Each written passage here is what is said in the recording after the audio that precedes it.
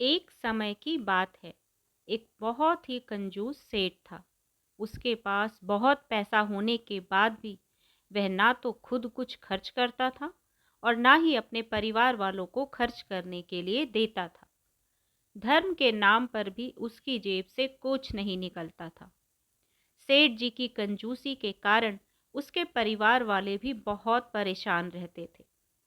एक बार वह कंजूस सेठ किसी महात्मा का सत्संग सुनने चला गया। सत्संग में महात्मा जी दान की महिमा बता रहे थे। दान की महिमा सुनकर सेठ जी को लगा कि मुझे भी कुछ ना कुछ दान अवश्य करना चाहिए। सेठ जी महात्मा जी से जाकर बोले, महात्मा जी, आपकी कथा मुझे बहुत अच्छी लगी। आपकी कथा सुनकर मुझे भी दान करने की प्रेरणा हो रही है। लेकिन मैं जिस भी वस्तु का दान करने की सोचता हूँ तो मुझे लगता है यह तो मेरे बहुत काम की वस्तु है, इसे कैसे दान किया जा सकता है? तो क्या बिना काम की वस्तु का दान किए भी मुझे दान का पुण्य मिल सकता है?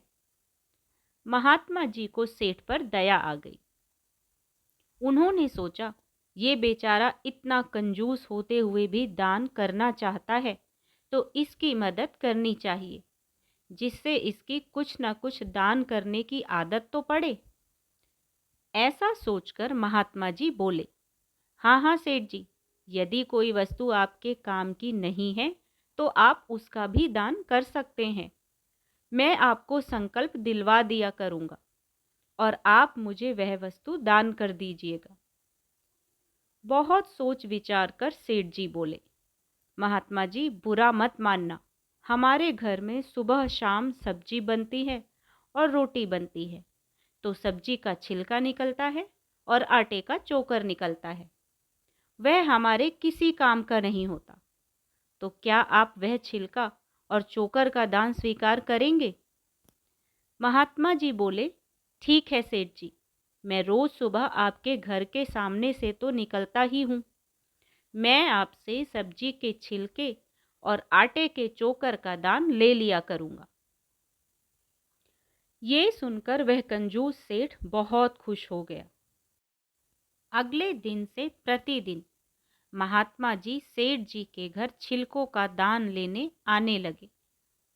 महात्मा जी रोज सुबह सेठ जी को संकल्प दिलवाते और उनसे छिलकों का दान ले लेते। वह कंजूस सेठ भी बहुत खुश होता कि चलो, ये छिलका तो वैसे भी फेंकना ही पड़ता, इससे अच्छा तो ये महात्मा जी ही ले जाते हैं और मुझे पुण्य भी मिल जाता है। महात्मा जी सब्जी के छिलके और आटे का चोकर ले जाकर गौ माता को खिला देते, इससे उनका भी काम बन जाता। कई महीनों तक ऐसा ही चलता रहा। भगवान, जो सृष्टि के कण कण में बसते हैं, वो ये सब तमाशा देख रहे थे। एक दिन भगवान को जाने क्या मजाक सूझा और उन्होंने उस कंजूस सेठ के घर एक बिल्ली भेज दी। अब वह बिल्ली रोज सेठ जी को और उनके परिवार वालों को परेशान करने लगी। कभी वह बिल्ली रसोई में जाकर दूध पी जाती, तो कभी खाने पीने का सामान गिरा देती। इस प्रकार वह बिल्ली उन सभी को किसी न किसी तरह से रोज ही परेशान करने लगी।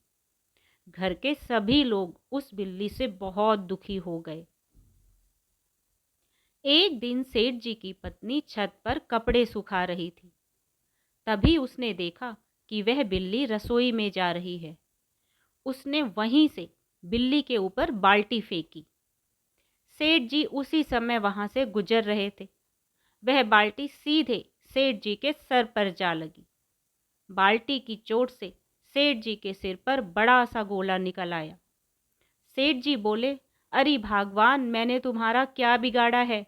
तुम मुझ पर बाल्टी क्यों फेंक रही हो? सेठानी बोली, मैंने बिल्ली को उधर से जाते देखा था, मैंने उसी पर बाल्टी फेंकी थी, लेकिन वह आपको जा लगी।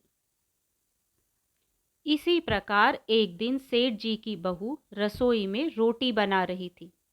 तभी उसने उस बिल्ली को बाहर घूमते देखा।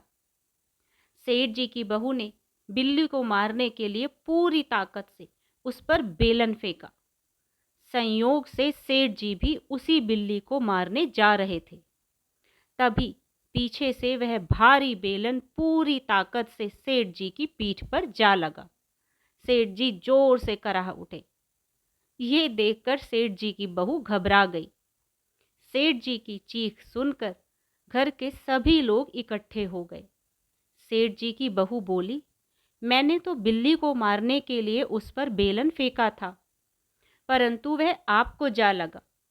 इसके लिए मैं क्षमा चाहती हूँ।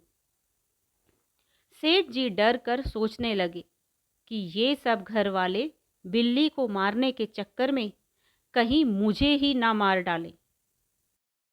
एक दिन सुबह के समय वह बिल्ली सेठ जी के घर में चुपके से बैठी थी। सेठ जी ने उस बिल्ली को देख लिया। सेठ जी पहले से ही उस बिल्ली पर खींचे हुए थे, तो उन्होंने सोचा इस बिल्ली ने हमें बहुत परेशान किया है, आज इस बिल्ली का काम तमाम ही किए देता हूँ।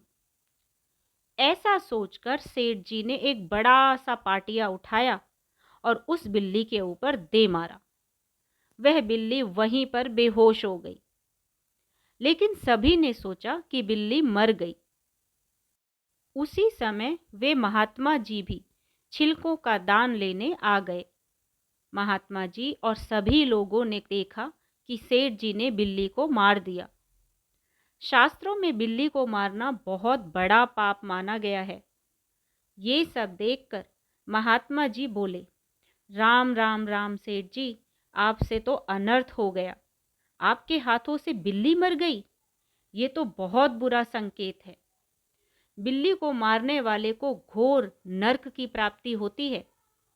ये सब सुनकर सेठ जी घबरा गए और महात्मा जी से बोले, महात्मा जी इसका कोई प्रायश्चित बताइए। महात्मा जी बोले, इस घोर पाप का प्रायश्चित तो पोथी में देखकर ही बताना पड़ेगा। ऐसा कहकर महात्मा जी ने पोथी निकाली और उसमें से देखकर बोले कि इस घोर पाप के लिए आपको 1 मण आटा, 1 मण चावल, 1 मण दाल, 1 मण तेल, 1 मण घी, 1 मण गुड़ और बिल्ली के वजन के बराबर सोना दान करना पड़ेगा। ये सब सुनकर वह कंजूस सेठ कांप गया।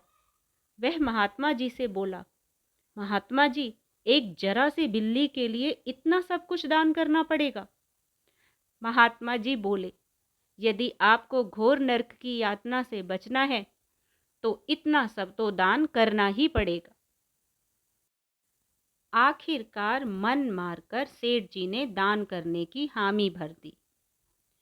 उसी समय उस बिल्ली को उठाकर उसका वजन किया गया और सारे सामान की सूची बनाई गई। इसके बाद सेठ जी दान के सामान को खरीदने के लिए बाजार चले गए। सेठ जी महात्मा जी के बताए अनुसार सब सामान खरीदकर महात्मा जी के घर पहुंचे और संकल्प लेकर वो सब वस्तुएं उनको दान कर दी। सेठ जी जब वापस घर लौट आए तो उन्होंने देखा वह बिल्ली अभी तक वहीं पड़ी है।